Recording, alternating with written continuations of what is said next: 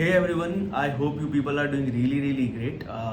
अभी ना आईसीआई ने प्रपोज किया है एक scheme specially for students. IPCC level पे और फाइनल लेवल पे मेजर चेंजेस हैं और आप सबको वो चीज़ पता होना चाहिए बिकॉज नवंबर 2023 से ये जो प्रपोज स्कीम है वो आपकी मतलब आपको उस टाइम से लागू हो सकती है। तो आप ये वीडियो ज़रूर देखें। इवन सीए फाउंडेशन में भी कुछ चेंजेस हैं, लेकिन मैं चाहूँगा कि सीए फाउंडेशन का बच्चा भी देखें, फाइनल का और आईपीसीसी तीनों बच्चे देखें। बिकॉज सीए फाउंडेशन जब पास करेंगे आप, जब भी आईपीसीसी में जाएंगे, तो आईपीसीसी में क्या चेंजेस हैं पहले वो डिस्कस कर लेते हैं। आपकी प्रैक्टिकल ट्रेनिंग में क्या चेंजेस है वो भी डिस्कस करेंगे और फाइनल में क्या चेंजेस है वो भी डिस्कस करेंगे। तो मेरे सामने लैपटॉप है तो थोड़ा सा मेरी आंखें नीचे जाएँ तो बियर विद दैट। तो मैं आपको सबसे पहले चेंजेस क्या हैं वो शुरू करता हूँ। आईपीसीसी लेवल पे फर्स्ट पेपर जो आपका होगा वो होगा एडवांस अकाउंटिंग। अभी तक कैसा होता था कि पहला आपका फर्स्ट ग्रुप में अकाउंटिंग किया जाता था, ठीक है, और सेकंड ग्रुप में उन्होंने एडवांस अकाउंटिंग कर दिया था। अब वो क्या कर रहे हैं, एडवांस अकाउंटिंग और अकाउंटिंग को मर्ज करके 100 मार्क्स का पेपर कर रहे हैं फर्स्ट पेपर, ठीक है। फर्स्ट पेपर कर देंगे और कुछ अकाउंटिंग का पोर्शन वो डाल देंगे सीए फाउंडेशन में। उससे बड़ी बात, आपके 8 पेपर जो हैं वो हो जाएंगे अब 6। तो मैंने आपको पहला मर्ज पेपर बता दिया कैसे मर्ज हुआ वो पेपर और वो एक बन गया। दूसरा, पहले आपको क्या होता था, कॉर्पोरेट लॉज और economic laws and other laws भी चलते थे। अभी उन्होंने क्या किया कि आपको सेकंड पेपर में 100 मार्क्स का कॉर्पोरेट लॉ कर दिया। कितने मार्क्स कर दिया? 100 मार्क्स का कॉर्पोरेट लॉ कर दिया। थर्ड पेपर आ जाएगा आपका कॉस्ट एंड मैनेजमेंट अकाउंटिंग, जो कि हम कॉस्ट बोलते हैं जिसको, वो पूरा का पूरा 100 मार्क्स का रहेगा। Fourth paper which is taxation, right. Taxation में आपको क्या होगा, पहला आपका होगा मतलब टैक्सेशन के अंदर ही इनकम टैक्स एंड जीएसटी जैसे चलता था, इनकम टैक्स लॉ जीएसटी वैसा ही का वैसा ही है। फिफ्थ पेपर आपका होगा auditing and code of ethics, ठीक है। कोड ऑफ एथिक्स क्या है, जो सीए के कोड ऑफ एथिक्स हैं एक प्रोफेशनल के, अब हम जैसे प्रोफेशनल्स के लिए chartered accountant in practice, chartered accountant business, chartered accountant service, उन सब के लिए जो कोड ऑफ एथिक्स हैं वो कवर कर दिए गए हैं। सिक्स्थ का पार्ट जो ए है वो है फाइनेंशियल मैनेजमेंट। क्या है फाइनेंशियल मैनेजमेंट, वो कर दिया 50 मार्क्स का। और उसके साथ साथ उन्होंने कर दिया स्ट्रेटेजिक मैनेजमेंट। अब आप लोग पूछेंगे आईटी कहाँ गया। देखिए, आईटी के लिए उन्होंने एक स्पेसिफिक पेपर ना सीए फाइनल में रखा है ना ही आपका आईपीसीसी में रखा है, बट जो भी टेक्नोलॉजिकली चेंजेस होंगे, जो भी छोटे मोटे चेंजेस होंगे, वो उन्हीं मॉड्यूल्स में वो मर्ज कर देंगे। और उसमें ही जो टेक्नोलॉजिकली आपकी यूज़ हो रही है टेक्नोलॉजी आज की डेट में, बिकॉज कहीं ना कहीं आप देखो ना, हम जो पढ़ रहे थे अभी तक वो बहुत पुराना था यार। हमें एल्गोरिथम नहीं बनाने, हमें डेटा नहीं बनाना, हमें जो अकाउंटिंग से रिलेटेड, जो फाइनेंस से रिलेटेड आईटी की ज़रूरत होगी, वो सब वो छोटे छोटे मॉड्यूल्स में ही, उन्हीं मॉड्यूल्स में जो आपके पेपर्स होंगे उसमें वो मर्ज कर देंगे। अब बात कर लेते हैं, हम आगे बढ़े तो आता है हमारा प्रैक्टिकल ट्रेनिंग, राइट। तो प्रैक्टिकल ट्रेनिंग को अब जो हम आर्टिकलशिप बोलते हैं उसको रिड्यूस कर दिया गया है और वो कर दिया गया आपकी 2 साल के लिए। आई बिलीव वो सही है कहीं ना कहीं, बिकॉज यार कोई बच्चा ना 1 साल में बहुत कुछ सीख जाता है और 1 साल वो एक और बार देख लेता है तो उसको बहुत कुछ क्लियर हो जाता है ना। और उसमें आपकी छुट्टियां कर दी गई हैं। अब फर्स्ट ईयर में 12, दूसरे ईयर में 12, तो टोटल छुट्टियां कितनी हो गई आपकी, टोटल लीव हो गई 24। इसके बाद हम देखेंगे तो आपका जो है 2 साल होने के 6 महीने कंप्लीट होने के बाद ही आप सीए फाइनल को अटेंड कर सकते हैं। क्लियर। इंडस्ट्रियल ट्रेनिंग 9 महीने से 1 साल रहेगी। वो 1 साल जब का कंप्लीट हो जाएगा उसके बाद अब 1 साल के लिए इंडस्ट्रियल ट्रेनिंग कर सकते हैं। अभी ये प्रपोज्ड है। अब जो है भैया, यहाँ पर उन्होंने 6 पेपर कर दिए हैं आईपीसीसी में, फाइनल में भी 6 पेपर कर दिए हैं। तो अब वो 2 पेपर का क्या होगा, है ना। तो उन्होंने क्या किया है, अब सेल्फ प्लेस्ड मॉड्यूल एक शुरू किया है। सेल्फ प्लेस्ड मॉड्यूल क्या बोलता है वो मैं डिस्कस कर लेता हूँ। Give me a second.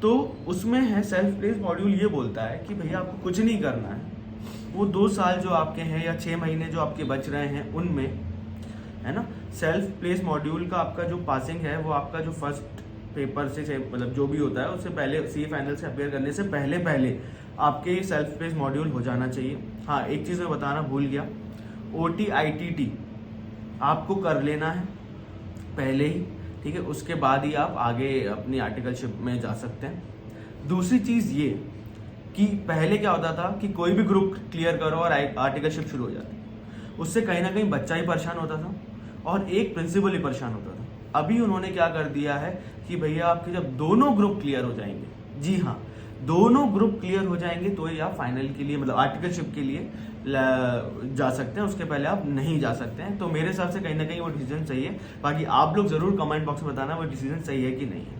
हाँ, तो अपन क्या बात कर रहे थे सेल्फ प्लेस मॉड्यूल की। सेल्फ प्लेस मॉड्यूल बोलता है हमने सेट ए में डाल दिया है आपका इकोनॉमिक लॉस, ठीक है, कंपलसरी मॉड्यूल है वो आपको करना है। सेट बी में डाल दिया है strategic cost management, performance evolution. Strategic cost management में कहीं ना कहीं हम देखेंगे, अभी आपको मैं फाइनल में जाऊंगा तो कॉस्ट हटा दिया गया है, जी हाँ, कॉस्ट हटा दिया गया है और उसको सेल्फ प्लेस मॉड्यूल में डाल दिया गया है। और सेल्फ प्लेस मॉड्यूल के मार्क्स आपके फाइनल में नहीं मर्ज होंगे, मतलब उसके मार्क्स मर्ज नहीं होंगे, लेकिन आपको पास जरूर करना पड़ेगा और वो आपको पास करना पड़ेगा एडवांस आईटीटी का जहाँ भी आपका सेंटर है वहाँ जाके पास कर लीजिए। हाँ, तो सेट ए सेट बी की बात हो गई है। सेट सी में ये बोला गया है कि आपको स्पेशलाइजेशन इलेक्टिव पेपर करना है। जो इलेक्टिव पेपर आपका फाइनल में हुआ करता था ना, लोग इलेक्टिव पेपर देते थे, आई गेस 6 पेपर होता था, जो भी होता था उसमें से आपको इलेक्ट करना है, वो सिलेक्ट आपका सेट सी हो गया। सेट डी ये मुझे पर्सनली बहुत पसंद आया, उसमें उन्होंने जो सब्जेक्ट्स डाले हैं वो कहीं ना कहीं आज की डेट में ना बहुत ज़्यादा इंपॉर्टेंट है, उसमें से भी आपको सिलेक्ट करके एक ही देना है। वो क्या है? पहला है कॉन्स्टिट्यूशन ऑफ इंडिया, जी हाँ, कॉन्स्टिट्यूशन ऑफ इंडिया। सेकेंड है साइकोलॉजी, यार सीए स्टूडेंट के लिए ये बहुत नया सब्जेक्ट है, बहुत इंपॉर्टेंट सब्जेक्ट भी है, अगर आप चूज करें तो करिए। थर्ड द मोस्ट इंपॉर्टेंट जो मेरा फेवरेट रहा वो है एंटरप्रेन्योरशिप। एंटरप्रेन्योरशिप के बारे में बात करना एक सीए स्टूडेंट के लिए आज की डेट में बहुत इंपॉर्टेंट हो गया, बिकॉज ये सब चीज़ें ना कोई डिस्कस ही नहीं करता है और ना इसकी कोई इंपॉर्टेंस अभी हम देखते हैं कहीं ना कहीं दी जा रही है स्टूडेंट्स के लिए जो पढ़ रहे हैं। तो ये चीज़ ना एक प्रैक्टिकल ग्राउंड में बहुत अच्छी चीज़ लाई गई है। फोर्थ जिसमें हम कहीं ना कहीं लैक करते हैं, आप बताइए क्या? वो है कम्युनिकेशन। जी हाँ, कम्युनिकेशन को लाया गया और एक लास्ट जो लाया गया फिलॉसफी। इनमें से आप कोई भी एक सिलेक्ट कर लीजिए, उसको आप दे दीजिए, ठीक है। तो आपके ये जो मैंने 4 सेल्फ प्लेस मॉड्यूल दिए हैं वो आपको अपने ही पास के कोई भी आईटीटी सेंटर में जाके पेपर देना है, उसको क्लियर करना है और उसके बाद ही आप कर सकते हैं, ठीक है। अब बात आ जाती है, हम सीए फाइनल के पेपर की बात कर लें और एग्जाम्शन की बात कर लें। तो एक मिनट, सीए फाइनल में अब 6 पेपर कर दिए गए हैं। पहला है फाइनेंशियल रिपोर्टिंग, ठीक है, वो आपका हमेशा से था। अकाउंट्स तो वेरी वेरी इंपॉर्टेंट थिंग, तो वो आपका है। सेकेंड है एडवांस फाइनेंशियल मैनेजमेंट, ठीक है, एडवांस फाइनेंशियल मैनेजमेंट को डाल दिया गया है। थर्ड है ऑडिटिंग एंड प्रोफेशनल एथिक्स, ठीक है, प्रोफेशनल एथिक्स आपके क्या क्या है वो सब हमें पता है। Direct tax loss fourth paper, direct tax loss and international taxation fourth paper में कर दिया। फिफ्थ पेपर हमने कर दिया इनडायरेक्ट टैक्स लॉस। अब जो सिक्स्थ पेपर किया है वो बहुत ज़्यादा अलग किया है, वो ये किया है कि जो सारा आपने जो अभी तक पढ़ा है ना उसको मर्ज कर लो और मर्ज करके जो एक पेपर बनेगा, ये ही एक ट्रिकी पेपर मेरे को लग रहा है, जो कहीं ना कहीं आपके ओवरऑल नॉलेज को शेयर करेगा और जो ऊपर के 5 सब्जेक्ट दिए हैं उनको 6th पेपर में जो है वो टेस्ट कर सकते हैं। उसको बोला गया है integrated business solution multi disciplinary case studies with strategic management, मतलब सब कुछ मर्ज करके वो कुछ बना के देंगे आपको और उसका आपको सॉल्व करना है, ठीक है। ये बात आपकी क्लियर हो गई। अब बात आती है कि फॉर सभी पेपर के लिए उन्होंने क्या कर दिया गया है, सभी पेपर के लिए ओपन बुक करने का प्लान है और 30 मार्क्स की केस स्टडी बेस्ड एमसीक्यूज करने का सारे पेपर्स के लिए करने का प्लान है। अब बात कर लेते हैं एग्जाम्शन की। तो आपको सबको पता है एग्जाम्शन जनरली 3 अटेम्प्ट तक आप कैरी कर सकते थे, है ना। तो आपका जो भी मार्क्स होते थे 3 अटेम्प्ट तक कैरी कर सकते थे। अब उन्होंने ऐसा कर दिया कि आपको अगर 3 अटेम्प्ट के बाद कैरी करना है, मान लीजिए, तो आपको क्या करना पड़ेगा? सबसे पहले आपको ये करना पड़ेगा कि 3rd अटेम्प्ट के बाद आपको करना है तो आपका जो, जैसे मान लीजिए 3 सब्जेक्ट के आप ग्रुप मान लीजिए हम हो गए हैं, तो 3 सब्जेक्ट में से जनरली क्या होता था कि मेरे 60 मार्क्स एक में आए, तो मुझे अब ओवरऑल कितने लाने होते थे? अगर मेरा 300 में से 150 लाना है मुझे, है ना, तो 60 मार्क्स अगर मेरे आ गए हैं तो मुझे लाने होते थे 90 मार्क्स, है ना। तो ये 3 अटेम्प्ट तक तो आप 90 ला सकते हो। उसके बाद उन्होंने बोल दिया है कि भैया अगर आपको 4th अटेम्प्ट से भी चाहिए, 4th अटेम्प्ट से भी आपको क्या चाहिए, एग्जाम्शन चाहिए है, तो आपको मिनिमम 50% उन 2 सब्जेक्ट में तो लाने पड़ेंगे। तो आप 4th अटेम्प्ट में उसको ले जाइए, वरना आप उसको लैप्स कर सकते हैं, मतलब आप उसको हटवा सकते हैं। ये बात एकदम क्लियर हो गई, ठीक है। तो कहीं ना कहीं ये मैं जो मेजर चेंजेस आपको बता दूं वो सब्जेक्ट में तो है ही है, और प्रैक्टिकल ट्रेनिंग को 2 साल कर दिया, ये बहुत बड़ा चेंज है, ठीक है। 24 डेज की लीव कर दिया, 180 डेज वो सब कुछ जो होता था उसको हटा दो। उसके बाद उन्होंने बोला है कि भैया आपके जो पेपर देने से पहले जो मंथ का पहला डेट है उससे पहले आपके 6 महीने कंप्लीट हो जाना चाहिए, आपकी आर्टिकलशिप मतलब 2 साल खत्म हुए तो ही आप अपीयर कर सकते हैं सीए फाइनल के लिए। ये कहीं ना कहीं इंपॉर्टेंट रोल प्ले कर दिया गया है और 6 पेपर जो कर दिए गए हैं ये कहीं बहुत बड़ा एक मेजर चेंज है। और सेल्फ इलेक्टिव मॉड्यूल का एक इंट्रोडक्शन करना, आज की जो चीज़ मैंने आपको बताई सेट डी में जो इतने सारे चेंजेस करे गए वो भी एक बहुत ज़्यादा इंपॉर्टेंट चेंजेस है। तो ये मेजर चेंजेस हैं जो आपको मैंने डिस्कस कर लिया है। जब ये स्कीम आ जाएगी तो हो सकता है इसमें थोड़े बहुत ऊपर नीचे चेंजेस आए, वो आपको पता चल जाएगा। और बात मैं बताना शायद भूल गया था, वो ये है कि आपका अब जो है जो भी सीए बच्चा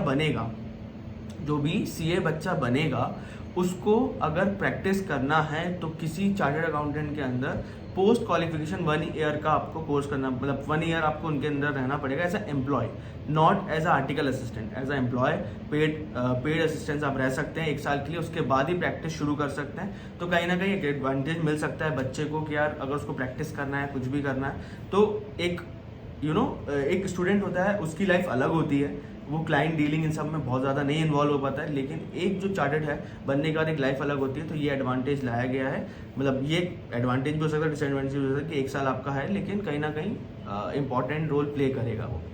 दूसरी चीज़ ये है कि जो पहले ATC सर्टिफिकेट होता था उन्होंने एक नया सर्टिफिकेट नेम लिया है BAA। तो वो जो BAA है वो इंट्रोड्यूस कर दिया गया बिजनेस अकाउंटिंग एसोसिएट। मतलब जो भी CA फाइनल कंप्लीट नहीं कर पाते हैं और एग्ज़ाम देते हैं, फेल होते हैं, यार उनसे CA नहीं बन रहा है, तो बिजनेस अकाउंटिंग एसोसिएट आपको दे दिया जाएगा जिसकी वैल्यू आपकी हर जगह की जाएगी और कहीं ना कहीं ये चीज़ें आपको हेल्प कर सकती हैं जब आपको जॉब पाना। ये चीज़ें भूल गया था बताना, तो आपको फिर से बता दिया। तो बस यही मैं आपको डिस्कस करना चाहता था आज की डेट में जो CA स्टूडेंट के लिए कहीं ना कहीं एक एडवांटेज हो सकता है। जो प्रैक्टिकली मतलब बहुत ज़्यादा थ्योरेटिकली जो लोग पढ़ते थे या रोट करते थे बहुत सारी चीज़ें, अब यार रटने से काम नहीं होगा। ये आज की डेट में जो प्रैक्टिकली जो अच्छे से एक समझ के पढ़ रहा है और प्रॉपर स्टडीज़ करता है उसके पास होने के चांसेस बढ़ जाएंगे, कहीं ना कहीं वो बहुत ज़्यादा ज़रूरी है। बस यही आपको बताना था। Thank you so much guys for watching this video. Bye bye, take care and all the very best जब भी एग्जाम्स आए उनके लिए और जो भी आप लोग कर रहे हैं उन सब के लिए। Bye bye.